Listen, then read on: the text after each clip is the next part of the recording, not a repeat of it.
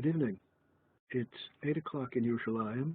This is WebYeshiva.org, and it's time to begin our regular Halacha shir. We're talking about head covering, and we're in the men's section of the series, men covering their hair, their head.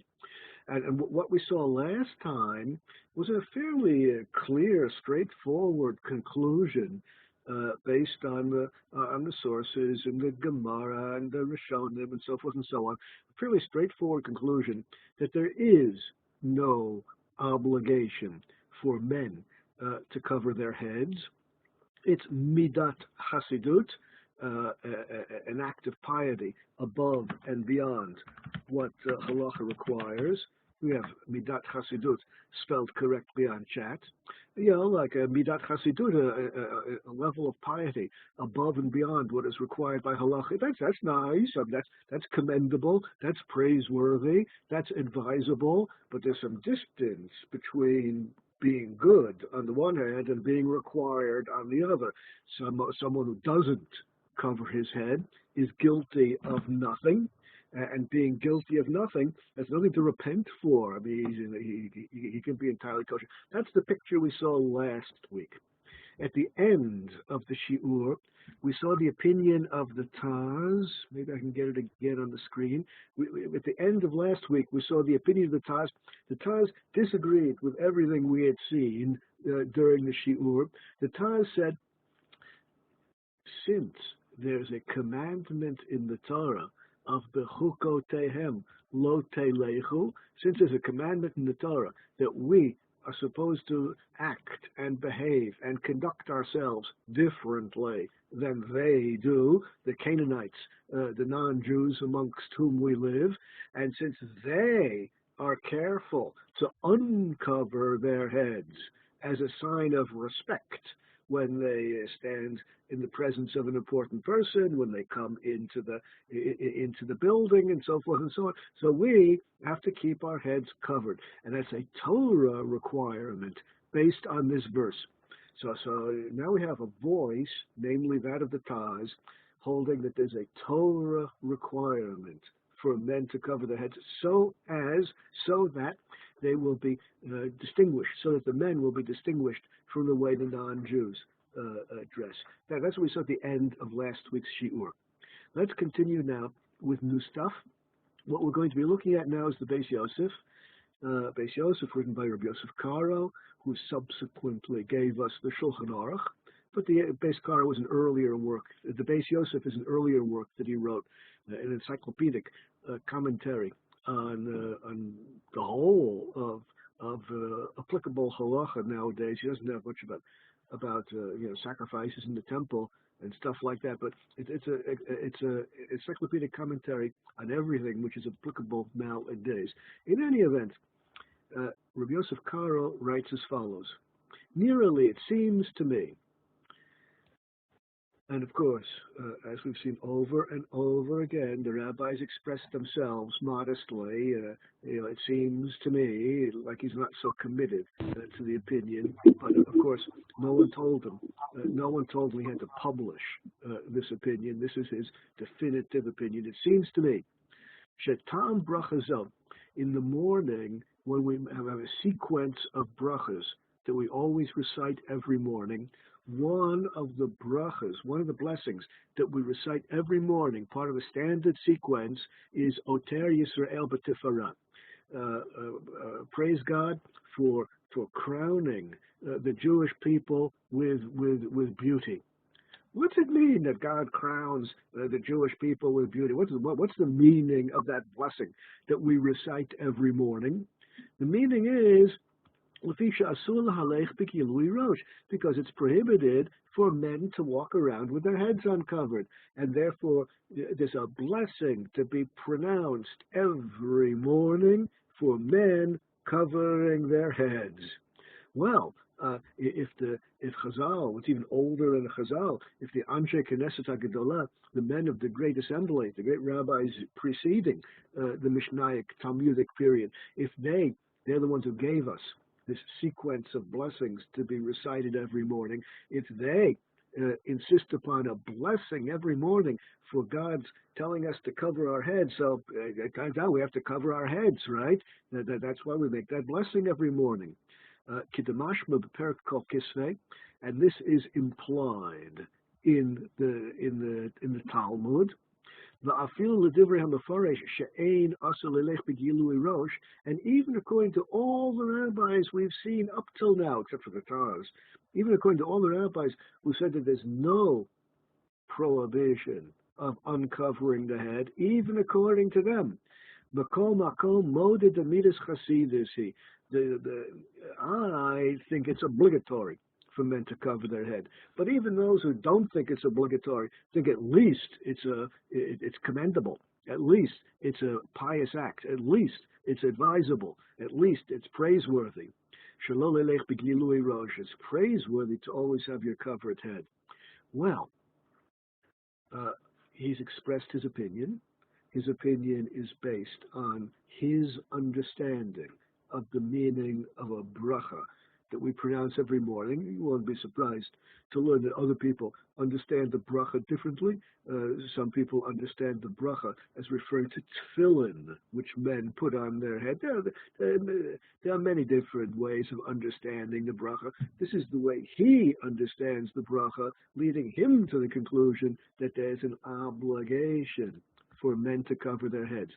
Now, not only that, now, not only is that his understanding of the blessing, he goes on and says, Sefer HaZohar, the Zohar, the fount of Jewish mysticism, the book which is the foundation of all Jewish mysticism, says, here you have the page number in the Zohar says, Bar Nash, people, Asur lemezal arba amot, are prohibited from walking 4 cubits. Remember, cubit is from the elbow to the top of the top finger. You're not allowed to walk 4 cubits.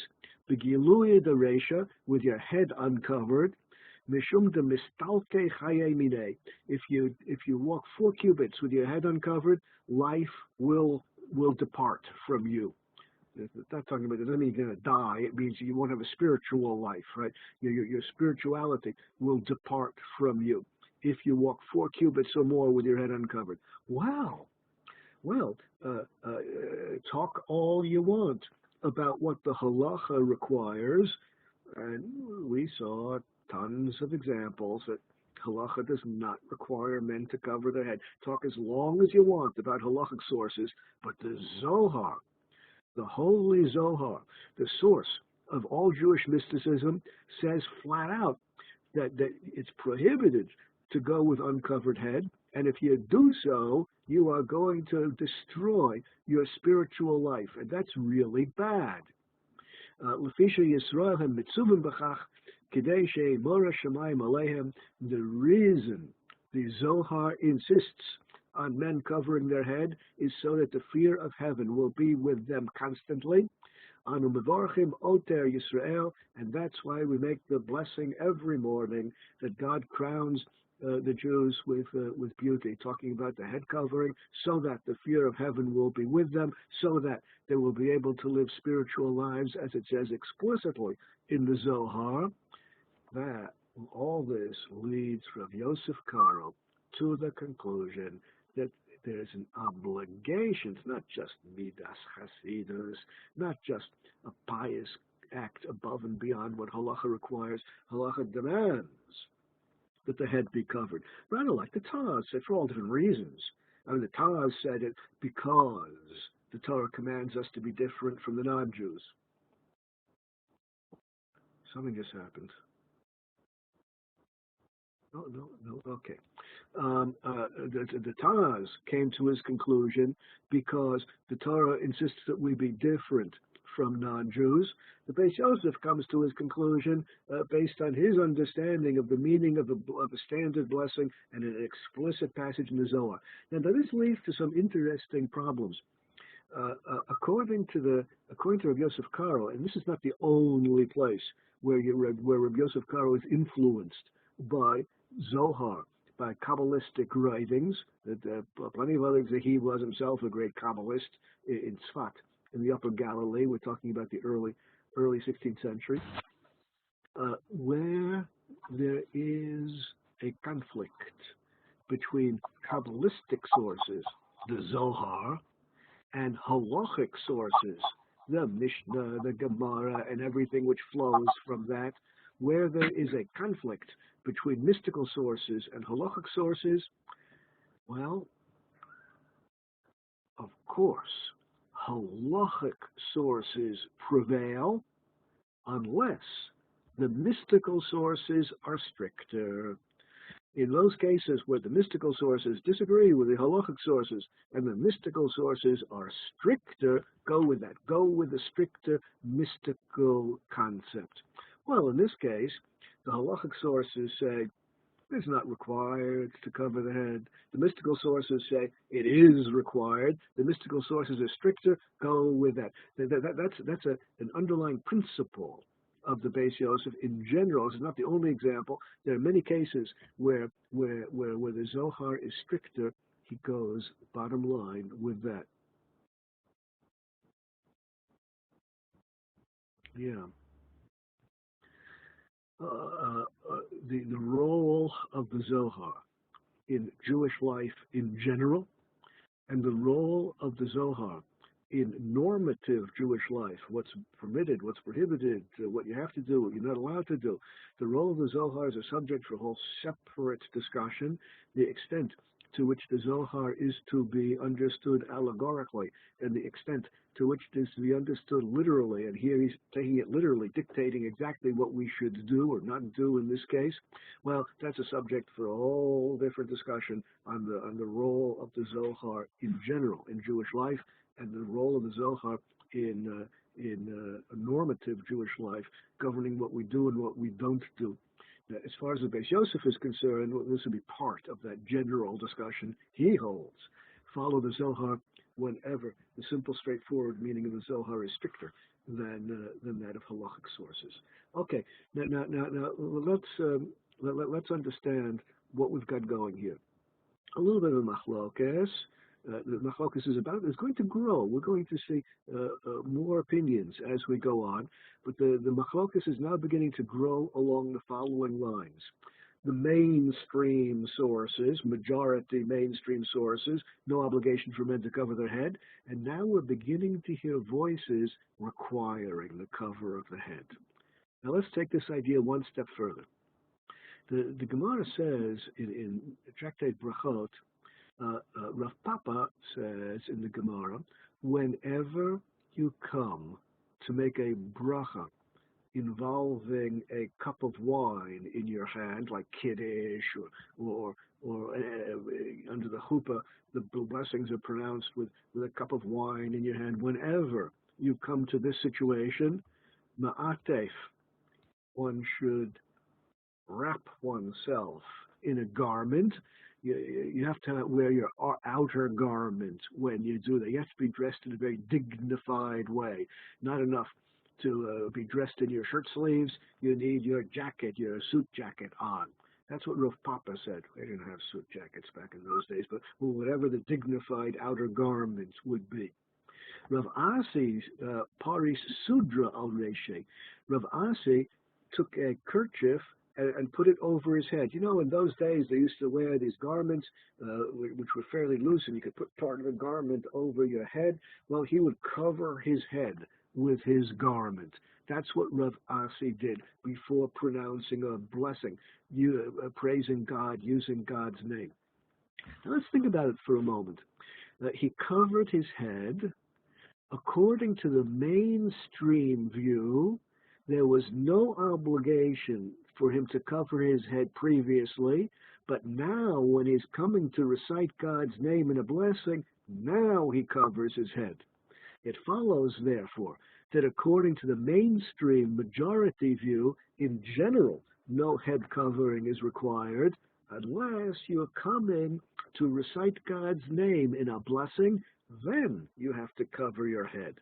That would be the mainstream understanding of what Rav Asi is teaching us.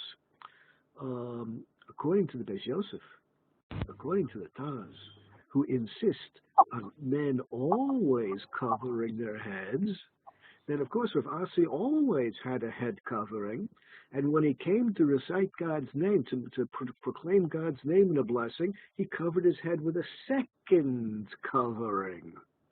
According to this view, one covering is always required, and when you come to recite a blessing, you need a second additional covering.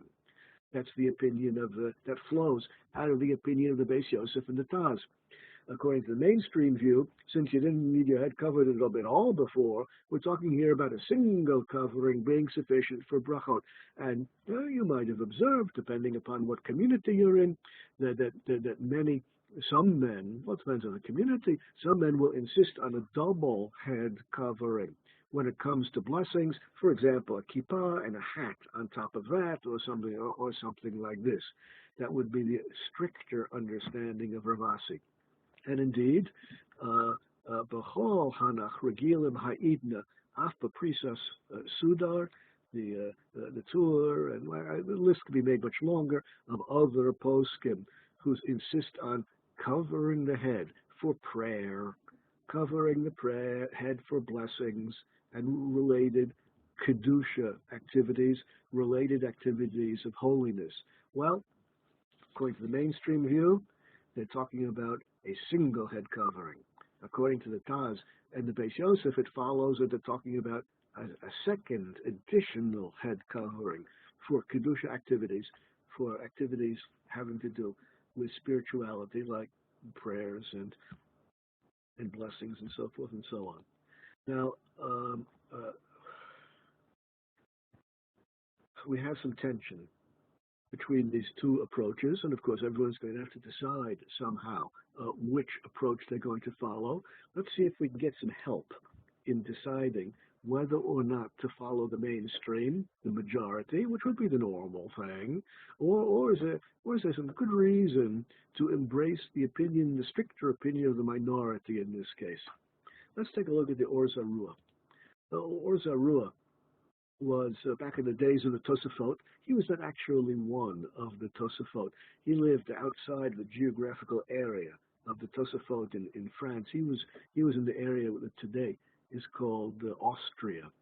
In any event, the Or Zarua, who was a contemporary of the Tosafot, was not so happy with those rabbis, with the rabbis of the Tosafot. He wasn't so happy with them. Why not? He wrote, Ein nir'eh be'enai, I don't like minhag rabosenu shebetzarfat, I do not like the practice of the rabbis in France. He lived next door to France, and he's talking about the rabbis of the Tosafot. I do not like the practice of the rabbis in France, the medieval Tosafot, shemevarchim, that they pronounce blessings when they are called to the Torah. You know, in the synagogue on Shabbos morning, Mondays, Thursdays, and so forth, they call up Rabbi so-and-so, one of the authors of the Tosafot, to pronounce the blessings over reading the Torah. He walks up to the Torah, and he pronounces the blessings, Baruch Hu et Hashem Baruch, and so forth and so on. He pronounces the blessings, Be'erosh Meguleh, with his head uncovered. Not only did the Baalei Tosafot walk around all the time with their heads uncovered, even when they were engaged in Kedusha activities, even when they were standing before the congregation, representing the congregation in the blessings on the Torah, even then they left their heads uncovered. And the Or Zarua is unhappy with that. But you'll notice in passing that the Or Zarua is testifying to what the normal practice was back in those days. In his area in Austria, he covered his head whenever he got a blessing whenever he was called up to read from the Torah. Did he cover his head all the other time? The rest of them, I suppose he did. But in France, the rabbis didn't. And if in France, the rabbis, the Baalei Tosafot, were not covering their head, I don't imagine that the ordinary Jews were doing it either.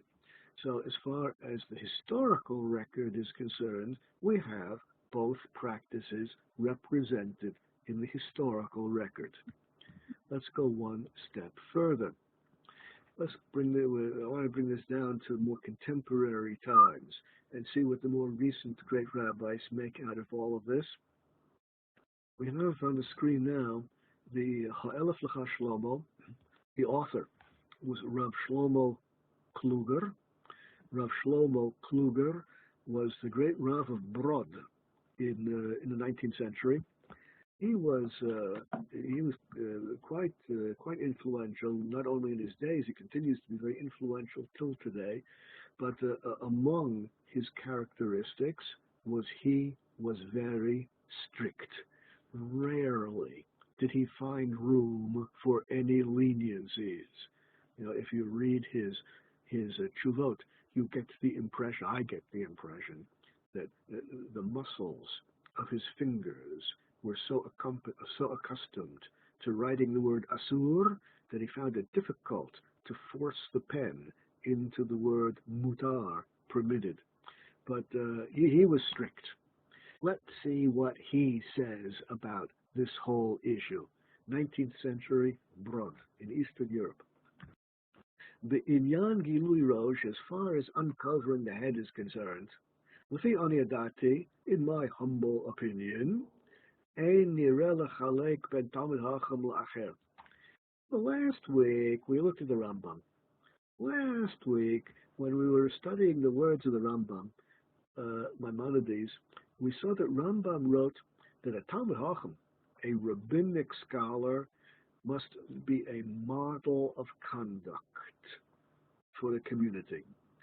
The Talmid Chacham, the rabbinic scholar, must always be careful that his clothing is clean. He must always be careful that his clothing cover his entire body, that he not have holes in his elbows, holes in the clothing in his elbows that the skin shows through. It has to be a model of proper conduct for the community.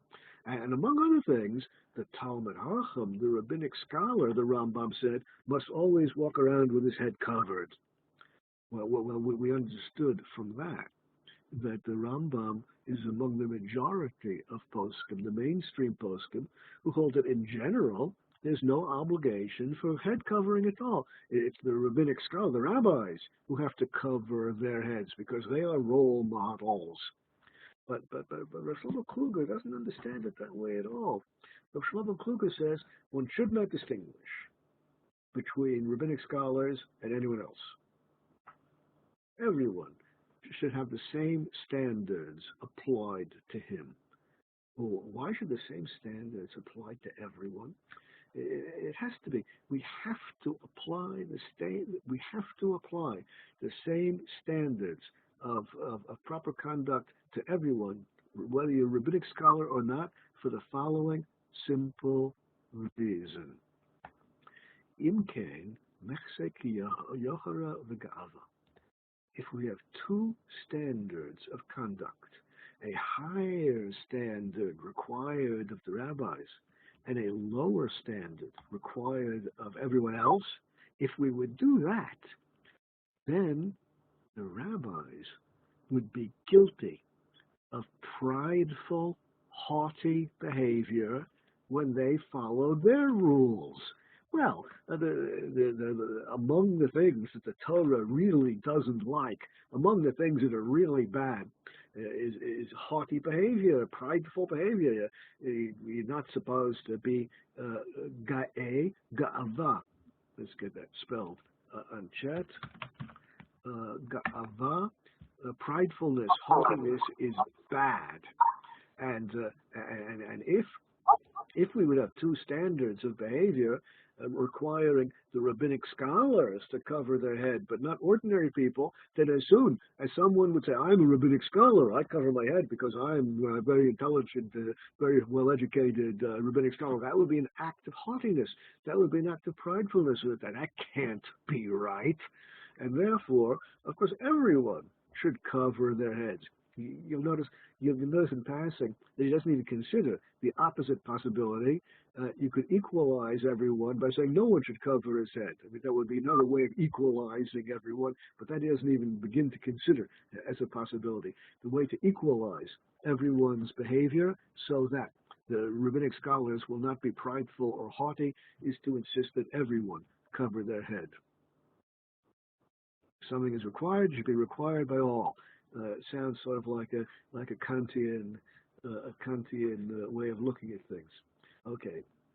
Uh, uh, I do not mean to imply that he was influenced by Kant, even though he lived after Kant. The whole hamidga'eh dochek raglei hashchina, haughtiness or pridefulness is really bad. It's like he says, pushing against the feet of the divine presence, which is over us.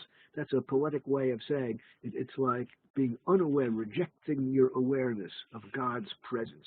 Anyone who has a sense of God's presence in the world will, of course, behave modestly and not haughtily, not pridefully. Someone who is prideful, someone who is haughty, the divine presence will leave that person. That person will lose his spirituality. It can't be simultaneously a spiritual person and a haughty person or a prideful person. The two don't mix in a single soul. And if you are prideful, if you are haughty, you lose your spirituality. Bottom line, everyone has to cover their head. That is the position of Rav Shlomo Kluger. L'da'ati, in my opinion, and he's entitled to his opinion, he was a great rabbi, yesh chiluk ben gilui kol harosh lemiktzat harosh. Although we do not distinguish, although we cannot distinguish between rabbinic scholars and ordinary people, although everyone must cover his head, there is a difference regarding how much of the head. What's the area of the head that has to be covered? We can talk about little covering or a lot of covering of the head. What difference is there between a little covering and a lot of covering of the head? The whole idea that you shouldn't walk 4 cubits or more, that's 1 cubit from elbow to top finger, the whole idea you shouldn't walk 4 cubits or more, mashma, that implies pachas me'arba amos mutter. Well, if you're just sitting in one place or not going a great distance, just a foot or two, then no need to cover your head at all. It's just if you're walking a longer distance, 4 cubits is not such a long distance, but only from that distance above, you have to cover your head. Hainu rakba miktzat gilui rosh. Any little head covering will be sufficient to cover you, to get you off the hook for walking with uncovered head for a distance of 4 cubits or more. Any little head covering, the smallest head, as long as there's some head covering, you're kosher and you're covered in both senses of the meaning, both meaning of the word. If you're under the sky, you're outside the house, and you're under the sky, walking less than 4 cubits is okay with uncovered head. More than 4 cubits needs some covering of the head.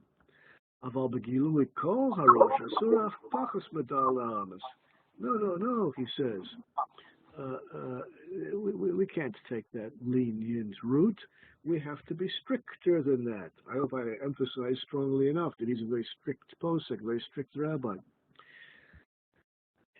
If you're going to walk in public, outside of the house, well, here you need your whole head covered. If you're just sitting in your house, not going anywhere, then some head covering is required. Masha Amru Chazal, when it says in the Gemara, and we saw this passage last week, Teisili, may I merit that my head be covered, that's talking about some minimal covering. That is Midas Chasidus. Some minimal head covering is an act of piety if you are standing if you're standing at home, if you're sitting at home and not going anywhere. But as soon as you leave the building, the place where you work or the place where you live, as soon as you're in public, you need complete head covering. According to this, a little kippah is enough inside the building, but before you leave the building, you have to put on a proper hat, which is going to cover your entire head. Walking is a factor if it's a distance of 4 cubits or more.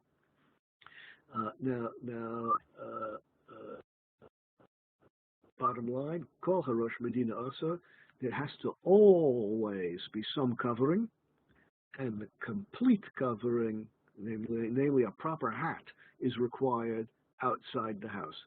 Now, depending upon what community you live in, you might have seen people who follow exactly this practice. In my holy neighborhood where I live here in Yerushalayim, I live in a neighborhood which is wall-to-wall Haredim, and there are many people who are following exactly this practice. When they're at home, they'll have a small kippah on.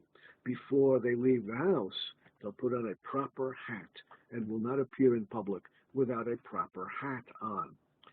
Now, this tshuva of Rav Shlomo Kluger creates a certain problem for people like me. Now, let me explain to you what I'm like, and then you'll understand why a tshuva like this is particularly problematic for me. I am among those who always view halacha, Jewish law, as a growing, evolving, developing system. Look at the historical scope of halacha from the earliest times till today, and I see a vibrant, growing, developing, evolving system. And people who view the historical scope of halacha in this way, not everyone does. Some people think halacha is simply immutable and unchangeable and always was and always will be exactly the same. But people who view halacha as a changing, developing, evolving system, people like that are forced to the conclusion that halacha ke'acharon. Let's get that on chat. Halacha ke'acharon, where there is a change, where there is a development, where there is an evolution in halachic thinking in the course of time, the definitive, the normative, the required halacha is the more recent, evolved, developed form of halacha. As halacha changes in the course of time, you can't go back to earlier forms and follow them. You have to stick with the current forms of halacha. That's where there's a change, and that seems to be exactly what's going on here. The earlier sources, from the Talmud and all the earlier sources, seem to be quite clear and straightforward. No obligation to cover the head.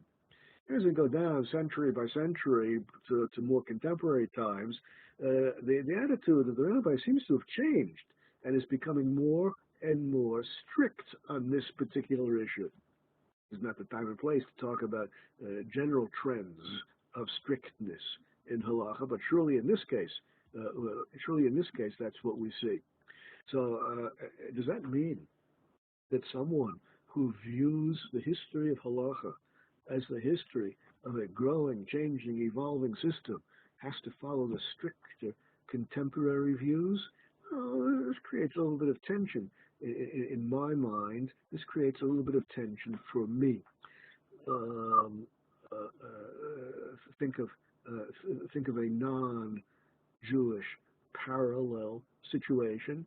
Imagine that you are a lawyer, a defense lawyer, pleading the case of your client in a non-Jewish court somewhere in the world. It doesn't matter where in the world what kind of court you're in, non-Jewish court. And you, the lawyer, representing your defendant, you speak to the judge and you say, "Judge, it's true that my client did what he is accused of doing.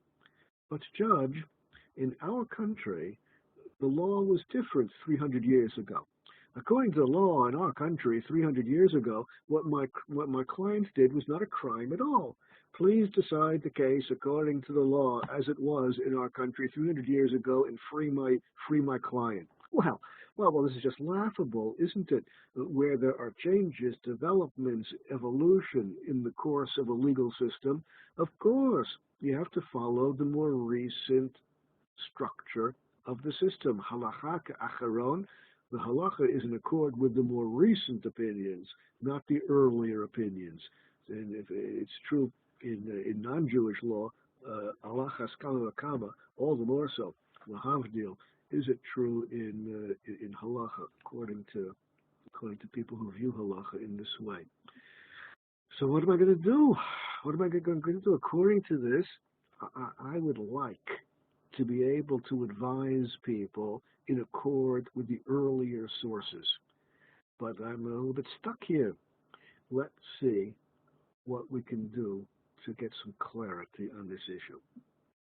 For Moshe Feinstein, surely the greatest of the rabbis of North America in the 20th century, one of the all-time great rabbis anywhere, Moshe Feinstein was asked about this question precisely. And he wrote as follows: Harotzel hachmir, someone who wishes to be strict above and beyond what is required, tzarich lechasot rov rosho. Someone who wishes to be strict above and beyond what is required has to cover the majority of his head. That's being strict above and beyond what is required. You're not required to cover a majority of the head, but if you wish to be strict, that's what you should do. Hu rov hakovarim, most ordinary hats do that. Yarmulkes, that's the Yiddish word for a kippah. My kippah is a pretty big one. The kippot that he was familiar with, the big ones, do that. My kippah is pretty big, so it covers the majority of my head. So I'm okay with Rav Moshe Feinstein. What's required, according to him, is covering some of the head. The strict position, which is not required but advisable and commendable, is covering a majority of the head. Aval Medina, as far as the bottom line requirement of halacha is concerned, the bottom line requirement of halacha, as far as that is concerned, we're not required to be careful about a majority of head covering. It's enough some head covering. Since, after all, the whole business derives from sources which talk about an act of piety above and beyond what's required at all, so of course we're not going to require a majority of the head, we're only going to require some head covering. Nowadays, since Torah observant men covering their head has become the minhag, since Torah observant men nowadays have a standard minhag, a practice to cover their heads, now it has changed. The status of covering heads has changed from a mere act of piety above and beyond what is required into something which is now required. It's become a required minhag. Of course, look. Of course, the point you make on chat is a very good point. Mistakes don't count. Mistakes don't count, and people, whether we're talking about an individual basis, an individual person, or a whole community, it doesn't matter whether we're talking about a community practice or an individual person's practice. A practice which is based on a mistake is of no standing. Of course, that doesn't mean anything, but a practice, whether it's a community practice or an individual's practice, if there is some good reason for it, if it's not a mistake, then that creates a minhag. And once you have a minhag, the minhag becomes obligatory. The mechanism by which a minhag, a practice embraced by an individual or embraced by a community, can become obligatory, The mechanism by which this becomes obligatory is very interesting and very important, but that's the subject of all different series of shiurim which I have given on Web Yeshiva, and you can download that series if you're interested on minhagim, but how a minhag becomes obligatory. That's an interesting question and an important question, but not for us today. According to Moshe Feinstein, nowadays all Torah observant men do it. Therefore, it's a minhag, and therefore, being a minhag, it is required. Right. Lachein, therefore, in Ak Mechuseh Ba'ofen Shenikra Rosh Mechuseh, if you have some covering, so that a normal, rational, reasonable person would say, yes, he has some covering, and it says some noticeable covering. Rasha'im leilech berachov, you're allowed to walk in the street, you're allowed to walk in public as long as you have some covering. Va'af levarech, you can even make brachot, pronounce blessings, as long as you have some covering on your head. K'moshe osim kein harbe, many Torah observant men are doing that. As long as you have some covering on the head, well, you're okay. Walking in public, making blessings, and so forth and so on. Ein lahach shivam chas v'sholom lakalim. You can't consider men who are wearing a kippah, and just a simple kippah and not a hat. You can't consider them to be lightheaded. You cannot consider them to be frivolous. You cannot consider them to be not serious in their Judaism. They're fine, kosher Jews. Some covering is all that's required. Well, you'll see. You see, the strict view has been embraced right down into the 20th century by Rav Moshe Feinstein, the greatest of the 20th century poskim in North America. Now I'm even in deeper hot water. The idea, the strict position is becoming firmly embedded in the thinking of contemporary rabbis.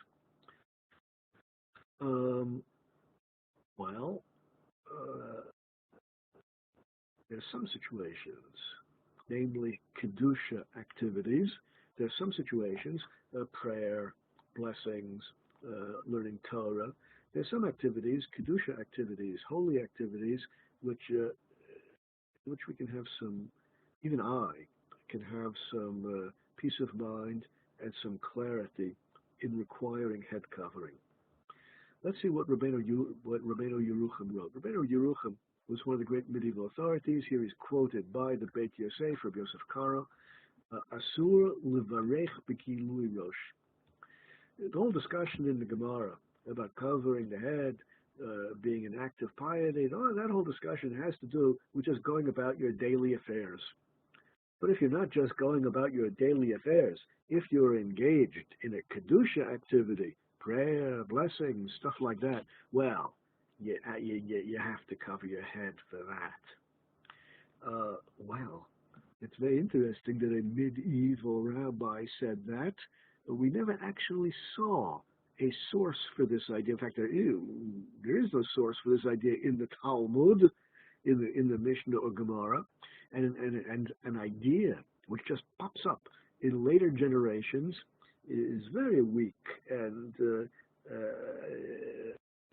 of no standing unless we can find a source for the idea in the words of the great rabbis back in the days of the Mishnah and Gemara.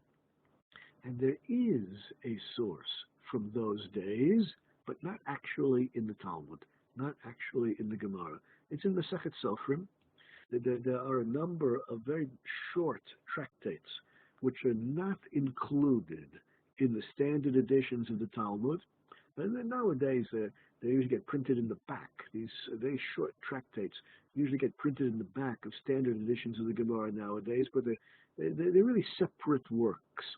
And one of them is a tractate called Sofrim, having to do primarily with the laws of writing of Sefer Torah, Mezuzah, Tefillin, the things that scribes need to know. That's primarily what's in there. But it's a fairly long, as for the short tractates, it's a fairly long one. And there it is written, Poheach, someone who has holes in his clothing.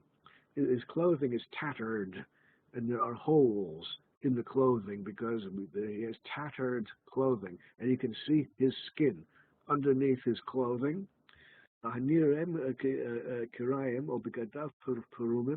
Someone whose clothing has holes in it, or the seams have come undone. The seams have come open, and now you can see the seams are open, and therefore you can see his skin underneath the garment.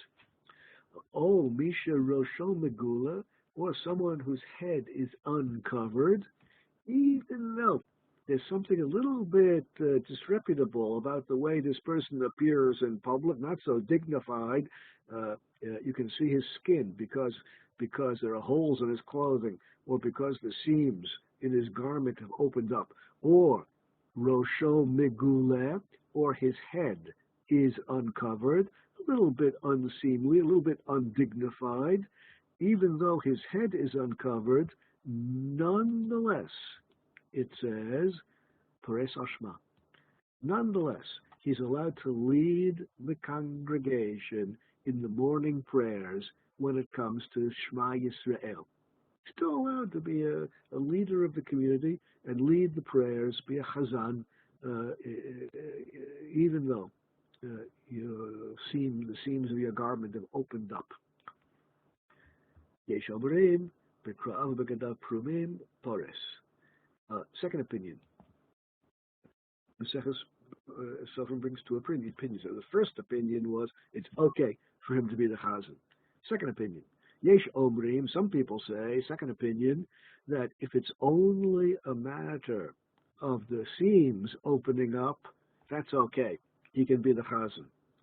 Avaloba Rosho Megula, but not if his head is uncovered. Some people say if the head is uncovered, you cannot be the chazan. Because if your head is uncovered, you're not allowed to utter God's name. Since if your head is uncovered, you're not allowed to utter God's name, of course you cannot be the chazan leading the people in Shema Yisrael in the morning prayers.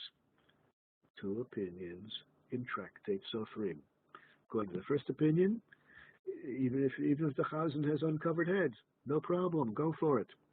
According to the second opinion, since no one is allowed to utter God's name with uncovered head, so of course you cannot be the chazan unless your head is covered.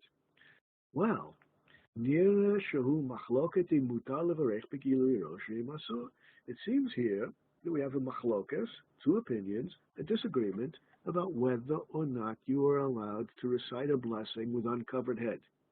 Since the great medieval rabbi, the great Rishon, Rabbi Yerucham, paskind, embraced the strict side of this controversy, Hachi Naktinen, that's the side we follow. After all, this is our derech, this is our method in establishing halacha. Wherever there's a controversy in the back in the days of the Talmud, whenever there's a controversy back in the days of the Gemara, we always look to the Rishonim, we always look to the great medieval authorities, which way did they decide?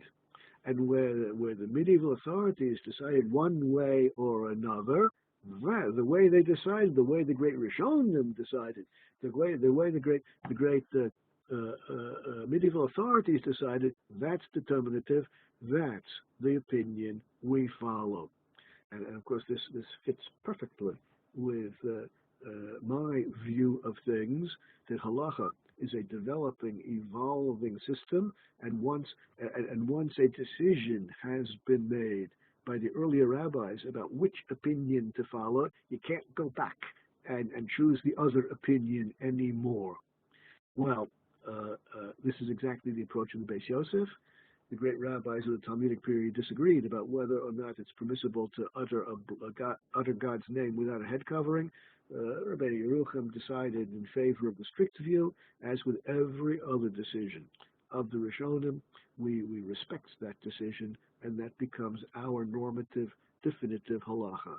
Well, according to Beis Yosef, you have to cover your head whenever you utter God's name.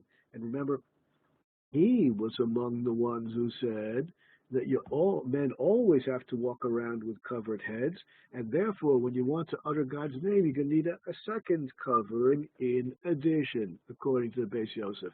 Not surprisingly, the Beis Yosef, Rabbi Yosef Karo, was one of the all-time great Sephardic authorities, and therefore it's not surprising that this stricter practice is more common in Sephardic communities. But depending upon what community you live in, surely in mine, which is predominantly an Ashkenaz community, many Ashkenazim have embraced this stricter view as well. Well, things are getting worse and worse as we examine more and more sources. More and more sources are requiring a full head covering. And indeed, the Shulchan Aruch itself, paskins, and these are the words of the Shulchan Aruch, Yesh omrim she'asur lahotziaz karam apiv barosh megula. The Shulchan Aruch brings two opinions. Some people hold you're not allowed to utter God's name with uncovered head.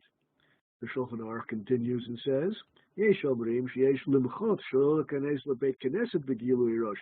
Some people hold we shouldn't even allow anyone to enter the synagogue with uncovered head. Okay. Now here in the Shulchan Aruch, we have two opinions, each of which are introduced with the words Yesh Omrim. Some people say, some poskim say, some authorities hold. Yesh Omrim, some authorities hold, you have to cover your head for every utterance of God's name. Yesh Omrim, some authorities hold that you're not even allowed to set foot in the synagogue with your head uncovered. You've surely seen, as I have seen, when tourists come to look at certain well-known synagogues, there's someone standing by the door handing out kippot to make sure that all the men who enter the synagogue will have their heads covered.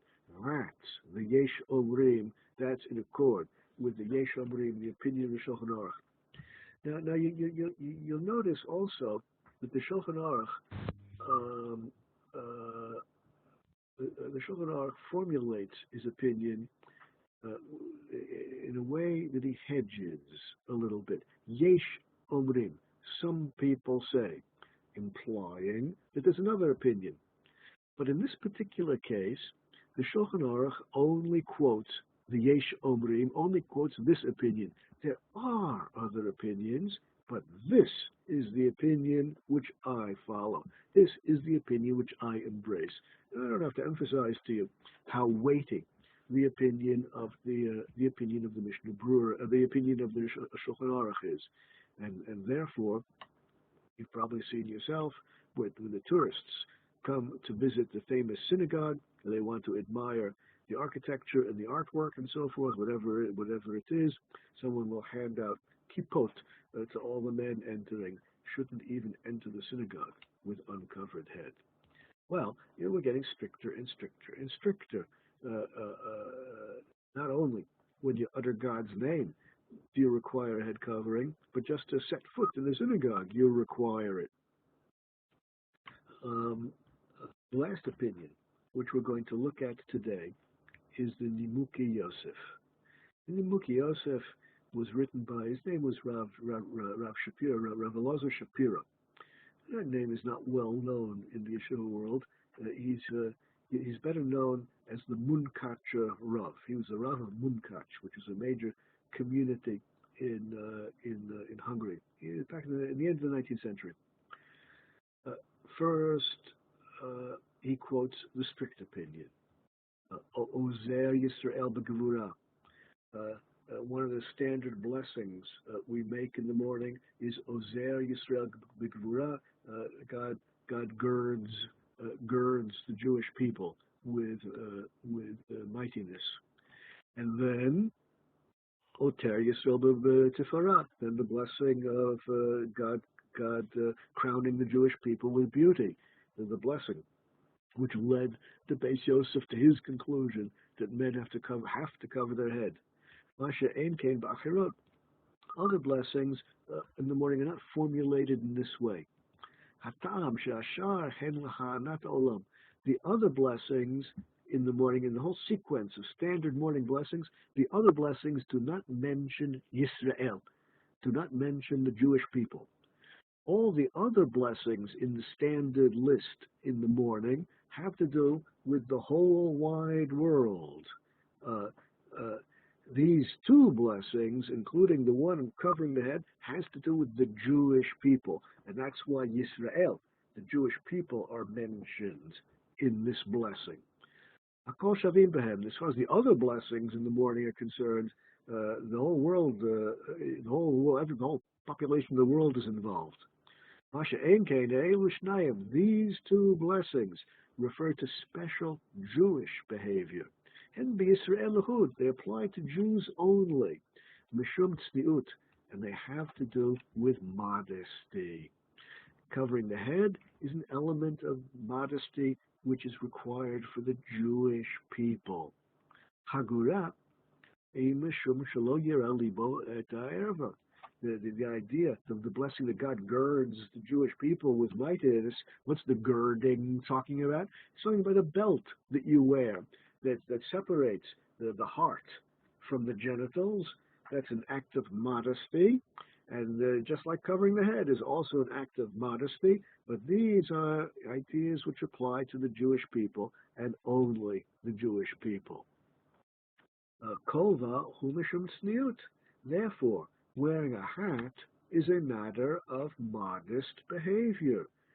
As it says in the Gemara,